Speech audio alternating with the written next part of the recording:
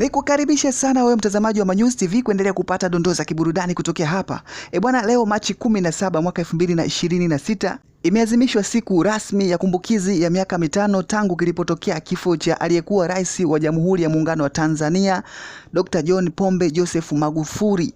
Maadhimisho hayo yaliyofanyika mkoani Geita wilayani Chato na kuhudhuriwa na viongozi mbalimbali pamoja na watu mashuhuri wakiwemo pia wasanii pamoja na wanasiasa wakiongozwa na msanii A-list nchini Tanzania Harmonize. Ameonekana kuwa mstari wa mbele katika kumuenzi na kuyaenzi yale mazuri ambayo aliyafanya katika enzi za uhai wake akiwa kama rais wa Jamhuri ya Muungano wa Tanzania. Harmonize pia alipata wasaa wa kuchangia ujenzi wa kanisa ambalo lilikuwa ni ahadi ya Mheshimiwa hayati John Pombe Magufuli katika kuliendeleza. Alipata pia wasaa wa kuongea na vyombo vya habari kuhusu jinsi anavyomkumbuka hayati John Pombe Magufuli enzi za uhai wake, kwa kuwa alikuwa ni mmoja kati ya wasanii ambao walikuwa karibu na mheshimiwa huyo katika kipindi cha kufanya kampeni, pamoja na utabiri wake kwa msanii Harmonize kwamba huenda siku moja akashiriki katika shughuli za kiserikali, yani kuingia kwenye siasa, kugombania nafasi kama ya ubunge au uwakilishi.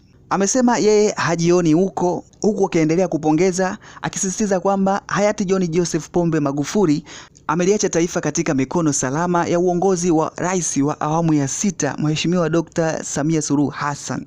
Swali lingine msanii Harmonize ambalo alilijibu akiwa na confidence kutoka kwa waandishi wa habari ni kuhusiana na kutaka kujua kutoka kwa msanii Harmonize kuhusiana na umri wa mpenzi wake Kajala. Kwa sasa umekwenda tofauti na umri wa msanii Harmonize. So ikitokea mpenzi wake Kajala akashindwa kuproduce, yani kupata mtoto kipindi ambacho wapo katika mahusiano kutokana na kukoma kwa kutokuwa na uwezo wa kubeba ujauzito, je, itampa stress? Enda labda atafika muda akashindwa kukupa watoto 3 4 ambao unawataka.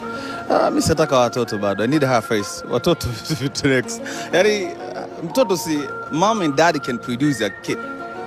Sasa unamhitaji mama bora, unamhitaji baba bora kwanza. Mtoto ni matokeo tu.